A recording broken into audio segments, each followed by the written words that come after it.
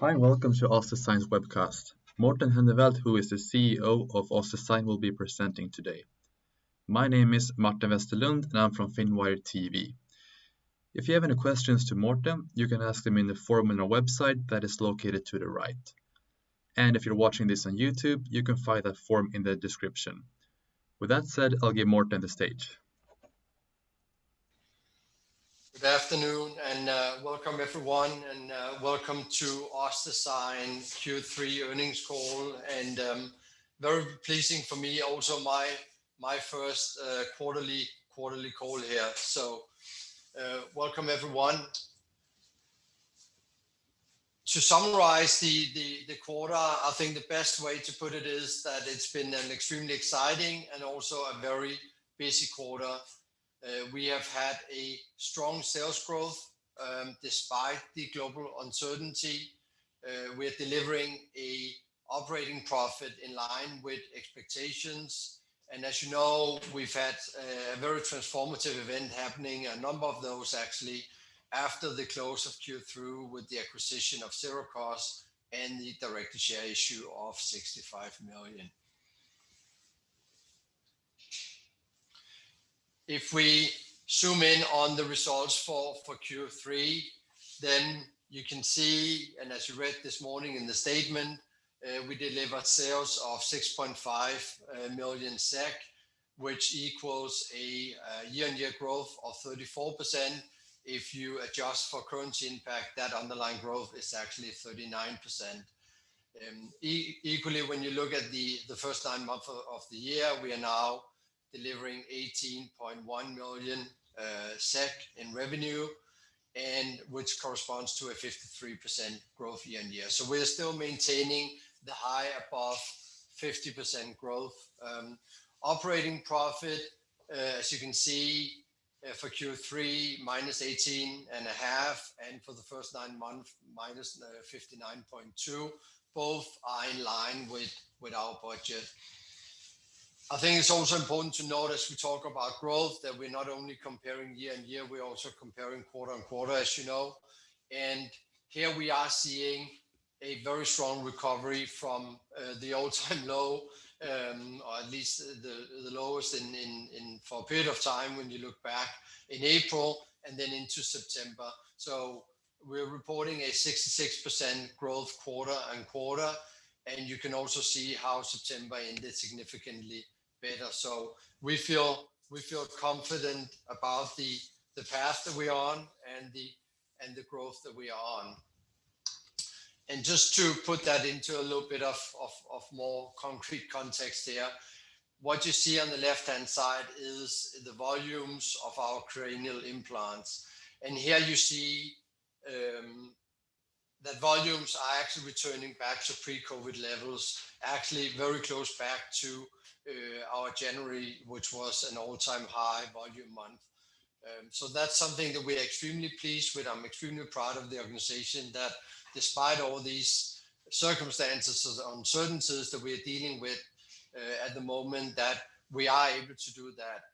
But of course, you can also see that revenue and sales are not at the par despite volumes actually being on par with pre-COVID levels. And that's simply just what we call a mix effect. So because the US has been subject to a larger shutdown over a longer period of time, and we have been extremely successful in Q3 in Europe, that simply just gives us a what we call a mix effect. So we're simply selling more volumes from Europe that comes at a lower ASP and also with some FX headwind. So that explains the delta and essentially why we are not reporting a net sales on par with Q1. But as you can see, very promising recovery, some really hard work. It's obviously not easy these days, so you need to think carefully about which customers you're prioritizing. But I do think that we are on a good track here, and as you can also see, the red line, which is the 12-month rolling average, it does keep going up and up and up despite the COVID situation. If we just summarize on some of the Q3 highlights, then of course, as you know, I started on the 1st September. If we look at Europe, Germany is doing extremely well, 158% growth year on year. The rest of Europe, largely driven by France, is up 124%. So some really strong momentum in Europe. Similarly, we're also seeing a strong recovery in the US. So we are up quarter on quarter, more than 100%. So of course, both these developments show something about what we've been saying about the fundamental momentum in the business is there. And once we start to see openings, then of course, that will also translate into sales. For Japan, as you know, we signed the partner agreement with Muranaka, and we are expecting the first sales to come in towards the end of Q4. Then, as you also know, we published, it's a small study, it's an interim data, but essentially showing that what we've been doing in terms of our material, in terms of some of our clinical results on the cranial side, we were actually able by and large to replicate that in the oral cavity. So some very promising results. It's still early days. It's not real clinical data as such yet, but it does show something about how the technology is a platform that has multiple spaces of application. And then, as I said, some very important events happened after the period. Of course, the acquisition of Sirakoss being a very big one and being an event that sets up the company and transforms the company and gives us a completely different opportunity in the future. Then we were also extremely pleased with the 65 million directed share issue, which was heavily oversubscribed. So of course, it's always nice as a company when you're working hard that there are also people who really want to invest in your company. And then as another testimony to the capabilities and potential of our technology platform, we did get another publication in a very renowned publication, again showing the material's regenerative capacity. So we now have multiple publications out there, and they're all saying the same things and supporting the same claim, which is that we have a very strong capability to regenerate bone in line with what our vision is to become. So if we just quickly recap, I know we also talked about the Sirakoss acquisition last week. It is a very transformative strategic acquisitions. We're buying a 510(k) clear product, so it's a product we can sell in the US. We will target, as we said, the market for spinal fusion, which was specifically 2.6 million and 70% of that being in the US. And it gives us a completely different playground in the US, much stronger footprint, much higher relevance, and access to a larger customer base. The bone graft market is large and it's attractive. Total value is $4 billion US, typically operating with gross margins above 90%, and then it's scalable. And as we also said last week, there are some very strong commercial synergies between the space that OssDsigns historically has operated in, which is the CMF, the craniomaxillofacial, and the bone graft market, specifically where we target spinal fusion, because there is a large customer overlap, both on a hospital and clinic level, but also on the surgeon level, strong synergies on the sales channel. And then, as I also talked to a little bit to last week, there are multiple people in this team already, in the management team, in the wider organization, in the US sales force, and on our board, who have proven track records with the bone graft business and the spine business. So that was a little bit of a recap for that. Then, of course, we can get around also talking about COVID-19 and the outlook. And I think our view is that there's still a high degree of uncertainty out there. I think we We saw an improvement during Q3. We saw some of the last states in the US, Texas, Florida, slowly starting to open up. But of course, the second wave that is now coming in, not just in the US, but definitely also in Europe, of course, that does give uncertainty into what we can expect. We fundamentally believe that the underlying demand is there. I think Q3 is also testimony to that. The minute we see hospitals opening up, you see a direct translation into higher sales and higher volume. So I think we've proven that our demand is out there, and people will buy from us whenever they can. We are also genuinely hoping that some of the experiences from the first wave and the ability to navigate that uncertainty from a government perspective, that results in less negative effects, so slightly less restrictions that maybe what we saw in the spring. But of course, this is our view, and time will tell.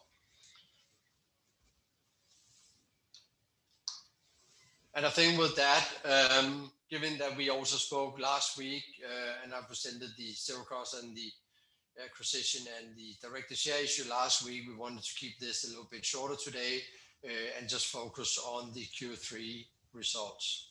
So with that, I'll hand over to moderator again. Thank you very much, Morten. And now it's time for the Q&A. And if you have any questions for Morten, you can ask them in the form that's on our website, and I'll ask them to Morten if time allows.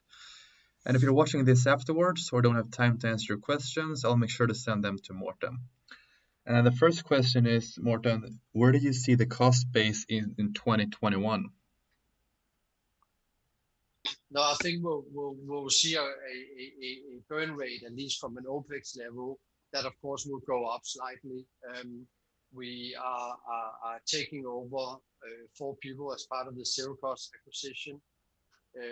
So of course that adds some cost to the cost base and the run rate, but we will also engage in some very specific activities related to the zero cost acquisition. Most notably, at least short term, is the start of a number of registry and clinical trials and other related things to actually the data. We need to build a bigger pipeline. So there will be an increase in burn rate relative to 2020. Okay, the next question is, do you see any progress in France? Yes, we see. I think I guess the 2 ways to answer that question. I think on sales, we're doing extremely well. It's been very difficult to operate. We do have an agent there that operates today, and he's doing extremely well. As we also mentioned last time, we are in dialogue.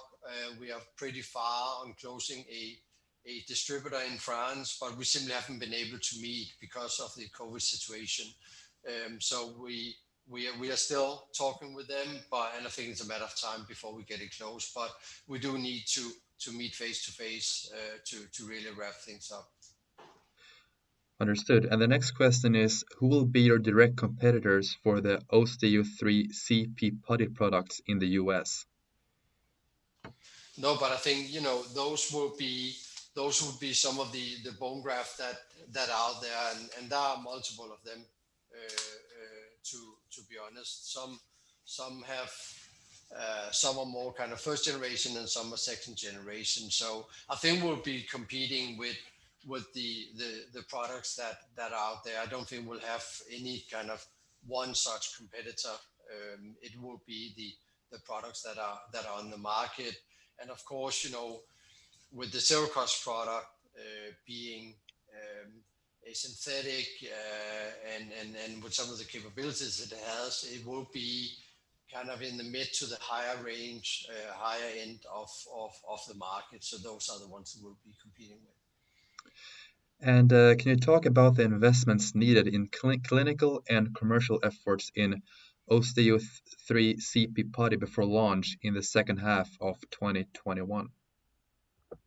Yeah, so maybe I just need to make one thing clear. So we don't need to develop clinical data or anything needed to sell the product. I think that's important for everyone to understand. The product has a 510K clearance. It is done on an animal study using something called a Bowden model, which is a rapid study.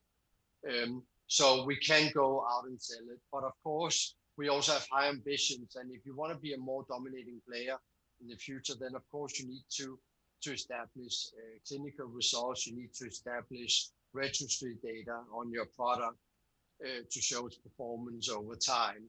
So all those things are, of course, things that we will engage in. But it's just very important for me to get across here that there is nothing preventing us from actually selling the product once we get the VAC approvals. Okay, and the last question is, the strong development in Europe, is it relating to the new customers order or larger order from existing customers?